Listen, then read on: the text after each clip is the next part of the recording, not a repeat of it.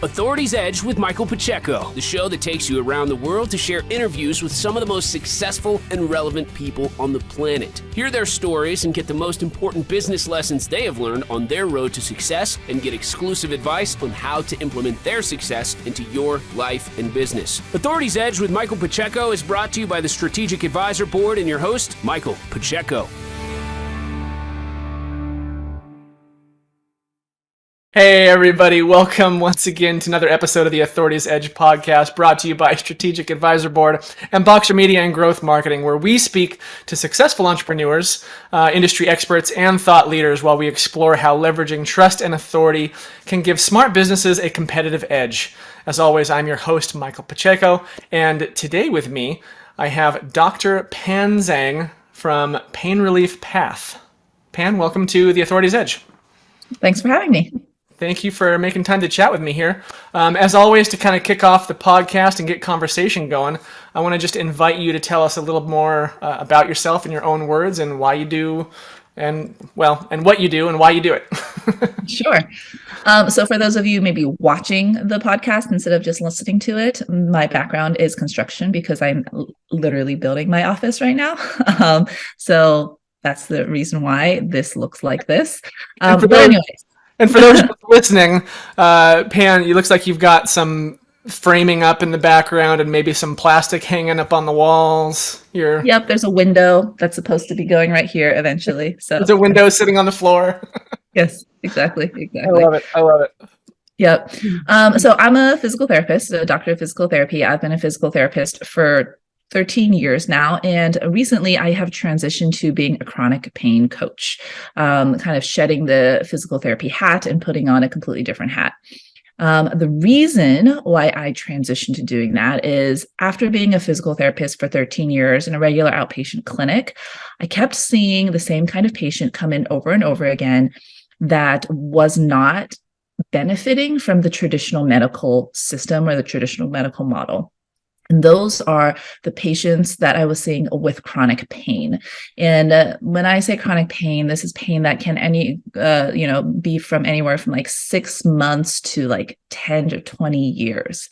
And what would happen is these patients would come in and they had basically the same story in that they were seeing, 10 to 15 different doctors and specialists, and they weren't really getting any answers. And some of the answers that they were getting were actually very, very scary and potentially just kind of blown out of proportion to actually make their pain, that kind of thing can actually make somebody's pain worse.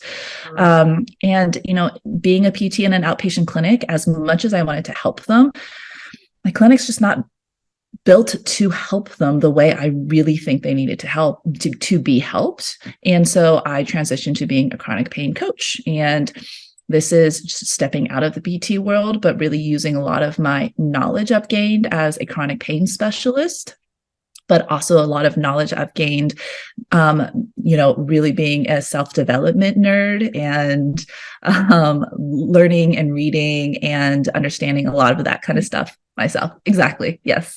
Nerd. That's awesome. Excuse me. Pan, how do you, so obviously on the Authority's Edge podcast, our focus is on trust and authority and how that gives businesses a competitive edge. How do you define trust and authority within the context of what you do?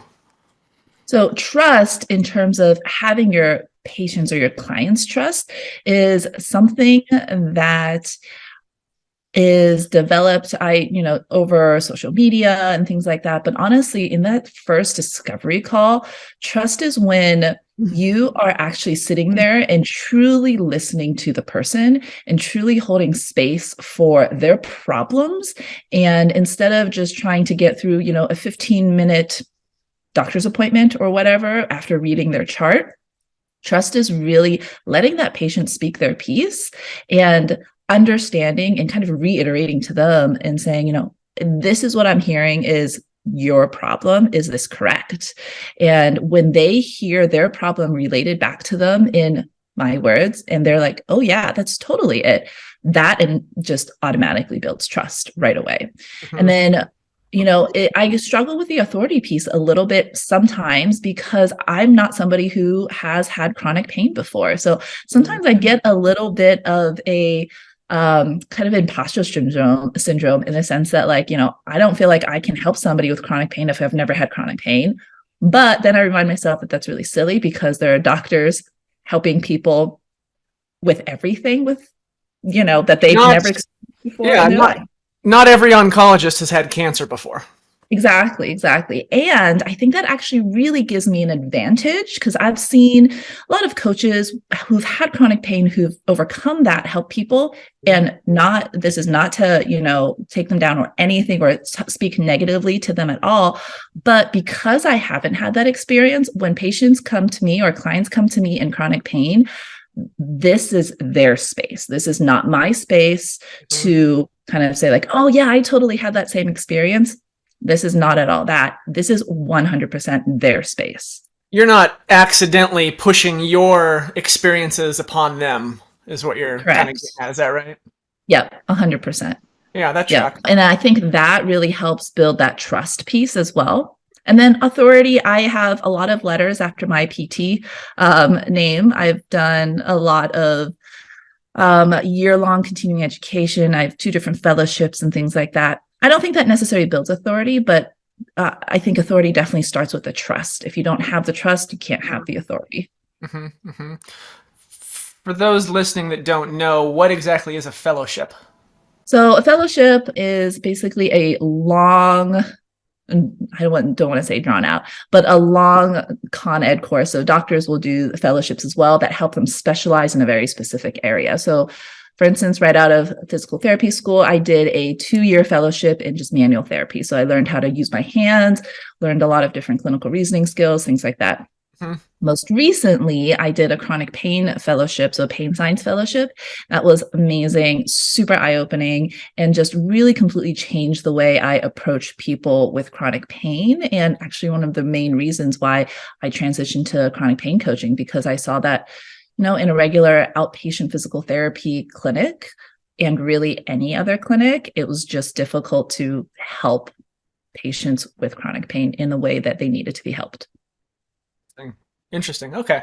Yeah, I can see then how, a 2-year-long fellowship or even a 1-year-long fellowship, that's certainly going to give you a focused kind of, hyper detail level expertise in a specific topic. So if you're studying, just chronic pain for 1 full year, you're already a professional at that point too, right? This isn't like, these aren't undergrad studies or high school classes or anything. Right. So there's certainly, I can see how that could help build authority. Perhaps, how do you communicate the value of something like a fellowship? Or you mentioned you've got a lot of letters after your name, right? Like many doctors do, they'll get certifications and additional fellowships, things like that, to get additional letters after their names. How do you communicate the authority that those letters can convey? That's an interesting question because actually, as a coach, when I put on my coach hat, I don't use those letters after my name because I'm not practicing as a physical therapist. But what I will say is I definitely use all of the soft skills that I have learned from, both the manual therapy and the chronic pain fellowship to really connect with my clients on a level that potentially they've never connected with any other person trying to help them before. And, it's interesting. None of my clients have really, other than, me introducing myself as a doctor and as a physical therapist by title, nobody has ever actually asked me, like, what other credentials do you have to help me with this? After our discovery call, they're like, okay, I can see what you're talking about, and I feel comfortable with you, and I feel like I've been heard and validated and all that stuff. So let's work together.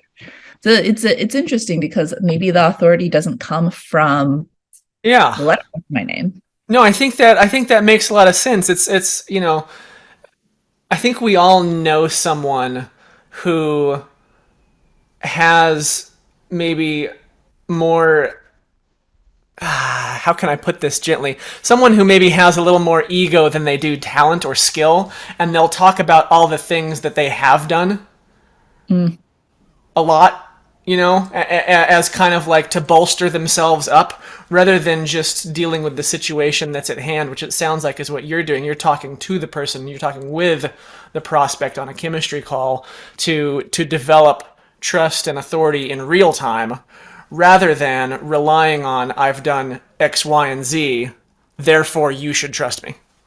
right. Exactly. And to be quite honest, like you had me explain what a fellowship even is and what that even means, most people, they don't even actually know what that is anyway. They probably don't So care. yeah, and they don't really care. All they care about is, can this person help me? Interesting. Interesting. Can you share an example of a time when, and I mean, this is probably a silly question for you because your entire business, I would assume, is based around this, but can you share an example of when you or perhaps one of your, I don't know if you call them clients or patients, has benefited from a high level of trust between you two? Yeah, sure. So yeah, for my coaching business, I call them clients, just to help me separate them from my in clinic patients, because I still am a practicing physical therapist right now, Mm-hmm. and I treat them in a very different light. But so the question was, how has a patient or how has a client benefited from like that initial trust? Is that right? Yeah. So one of the things, it's really interesting how deep, how quickly people open up even on the discovery call. Within 10 to 15 minutes, and within 10 to 15 minutes in a discovery call, they're like, they start, it's really funny. I had one client start their discovery call in the living room, and you can hear like other people around. And then as I'm asking questions, they're like looking around, and then they're like, give me a second. And then they're like, they went to a private room, and then it all came out. And it only took like 10 or 15 minutes of me listening and really only asking just 2 or 3 questions, but really important questions that that person maybe has never been asked before. And that really is like, oh, let me think about this. And it really just dove, you just dive right into what the real problem is. And they can sense that, and they just open up. It's honestly, the discovery part call is one of my favorite parts, because I feel so lucky, and I can't think of the word right now. I just feel so lucky, and for them to feel comfortable enough with me after 10 or 15 minutes to just be able to trust enough to open up and tell me the things that they don't even want their family members to know. I want to know how you get to that level in 10 or 15 minutes. I also want to know how many of your prospects, before they're even patients, cry during the chemistry call. Almost all of them cry. How do you get to that point so fast? You've got to share this with me, with everybody. So really, I think it's a lot of expectations. A lot of them come on the call, and they've been referred to me through, potentially referred to me through, some of my community partners and things like that. Or they're like at their wits' end, just like, it's a free discovery call, a free coaching call, whatever, I'll just try it out. And Sure. I think they're really expecting just more of the same. Mm-hmm. And within the first 10 or 15 minutes, when I am just sitting back and saying, like, I just kind of lay the groundwork and say, like, okay, this is your time, this is your space. I want you to tell me everything that's going on. Don't leave anything out. I think that first question, and not interrupting and just letting them go, that is so huge. Like, I really don't have to do a lot of work to get them to open up. Just letting them open up is just all they need. Just giving them the space to open up is enough for them to trust. And I think another part is asking questions that really truly reflect that you've been listening to them. So not asking questions that you have on a list, like, oh, these are just the questions that I ask all my prospects because, X, Y, and Z, but asking them questions that reflect true listening. So this is like a motivational interviewing tactic, right? And just that active listening tactic. What's motivational interviewing? I'm not familiar with that. So motivational interviewing is a tool that I use as a chronic pain coach and also as a physical therapist. to kind of steer people to committing to their own change. Like I have, as a coach, I have an idea of what would be good for this person, but I can't tell them that this will be good for them. They have to come to that themselves. Sure. So motivational interviewing is a way to ask questions to get them to get to that endpoint, ideal endpoint themselves. Okay.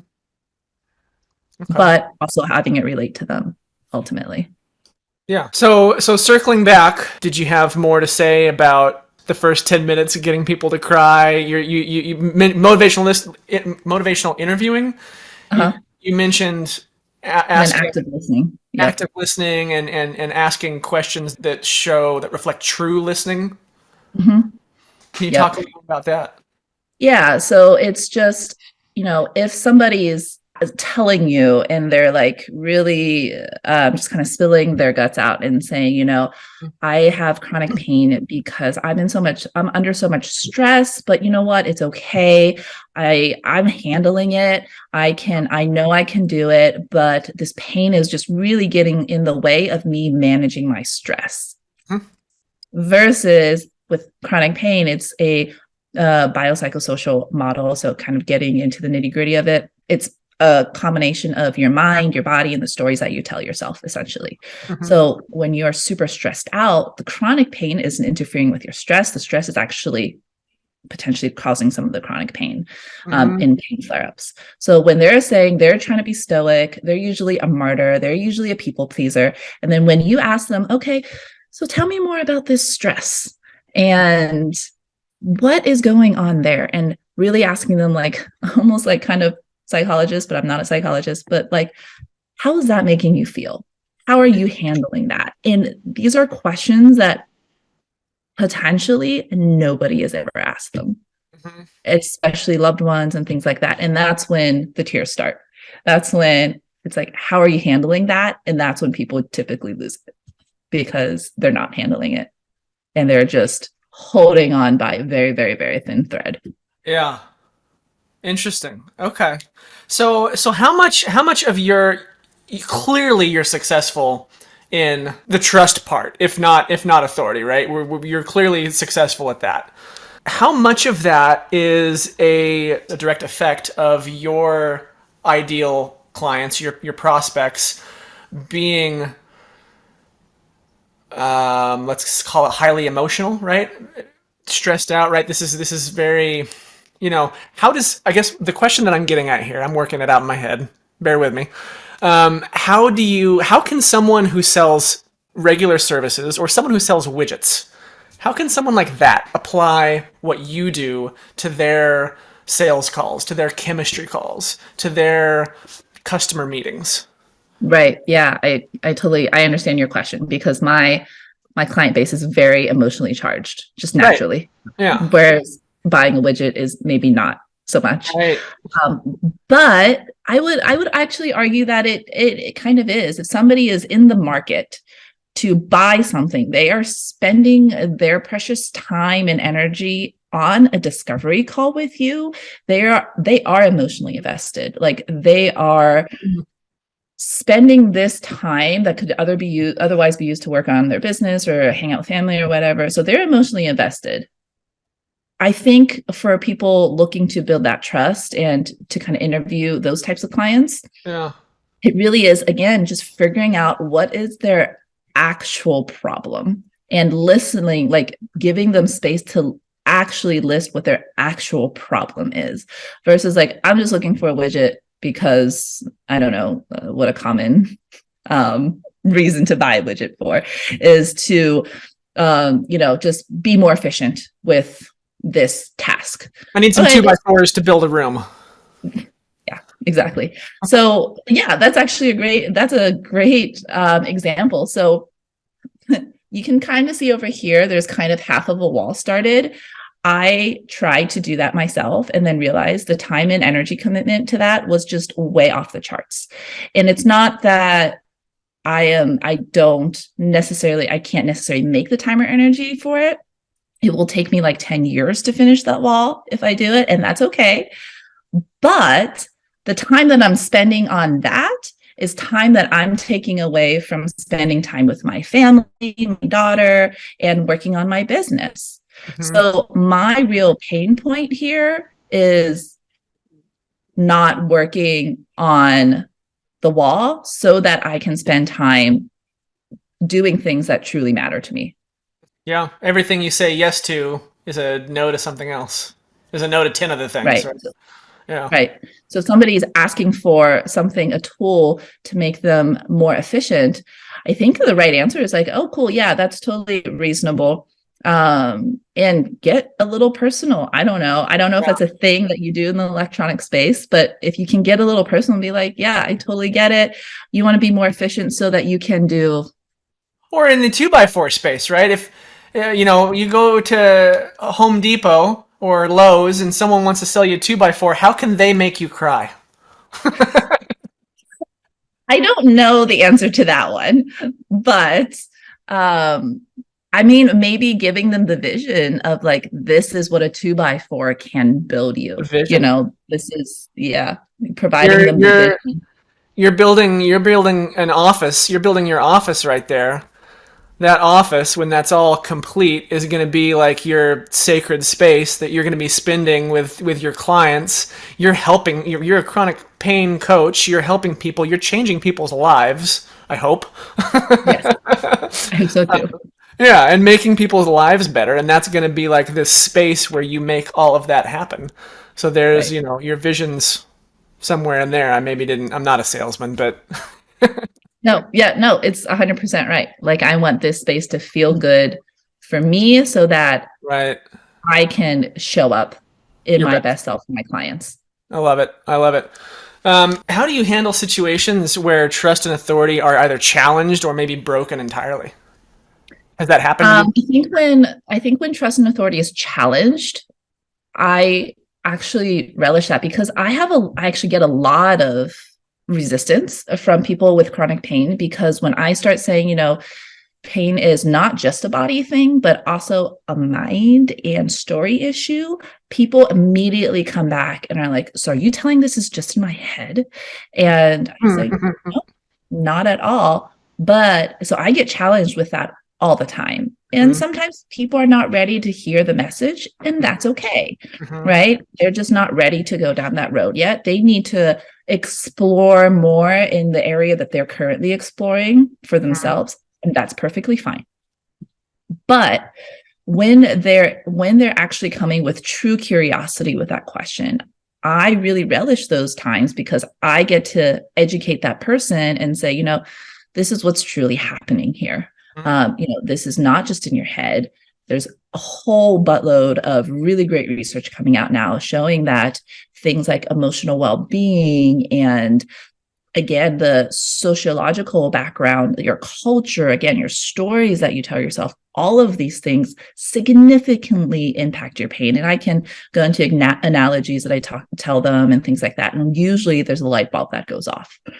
And those people are the ones that I think trust me more because then they're like, I'm not necessarily convinced them, but I've taken time to educate them without being defensive. Nice. In terms of where trust is broken, I haven't really actually honestly been in that situation yet. But I would think if trust is broken, the first step is just true honesty and just, again, being an open book and saying, being very receptive without defense as to their feedback or your services, but also not stating your case, not being defensive, but just saying, this is how I operate. These are the things that I do. This is how I help you. And if this doesn't work for you, or if you're not quite ready yet, that is okay. And honestly, just letting that person go, because at that point, they're not an ideal client. Yeah, I like that. Yeah, just honesty and transparency and owning if it's a mistake on your end, just owning it. I love that, Pan. I know you're on a little bit of a time crunch. I want to be respectful of that. Real quick, what 3 books on the topic of trust and/or authority would you recommend our listeners and viewers to read? That is a good question. I don't know if I have 3 books. Well, we'd already talked about one, motivational interviewing. Yep. Right. So motivational interviewing for healthcare practitioners is a book that I nerd out on, obviously. So one book that I would say that helps you build trust with people potentially is actually super foundational, Think Like a Monk. It's one of the first self-development books that I really went into by Jay Shetty. And it was just eye-opening for me. And after reading that book, it really, truly helped me connect with people on a much deeper level. So that would be one. And I'm looking at my bookshelf right now. Oh, any of Brene Brown's stuff about vulnerability. So Brene Brown has like Daring Greatly. That's the only one I have up here, Dare to Lead, but that's not quite the same. But Daring Greatly, being vulnerable is just a huge part of building trust, I think. Daring Greatly is fantastic. I want to point out right there, that's actually a printout of the Man in the Arena speech that Teddy Roosevelt gave in Paris in 1910, which is what that title is from. Yeah, that's a great one. Yep, and she opens up the book with that speech, and it's beautiful. It's a strong one. If you haven't, for those watching and listening, if you have never heard of or unfamiliar with Teddy Roosevelt's Man in the Arena speech, do a Google search. You can read the excerpt of the Man in the Arena. You can read the excerpt in, probably 60 seconds or less. Well worth your time. It's a good one. Pan, is there anything else that you would like to chat about that we didn't have an opportunity to touch upon? I think you asked all the right questions. So, no, awesome. Yeah. Where can our listeners and viewers connect with you online? So I have a website, painreliefpath.com. You can email me at pan@painreliefpath. And I am most active on Instagram, pain_relief_path, because apparently Pain Relief Path was already taken. So the underscores between each word. Awesome. Pan Zhang, thank you so much. Dr. Pan Zhang, thank you so much for taking the time to chat with me today. I appreciate it. No problem. Thank you. Thank you. And thank you to our listeners and viewers. We'll see you guys next time. Cheers. Thanks for listening to Authority's Edge with Michael Pacheco. Please leave your feedback and visit strategicadvisorboard.com to get the latest and greatest business advisement on the planet. Follow us on social media for updates, and we'll see you on the next episode.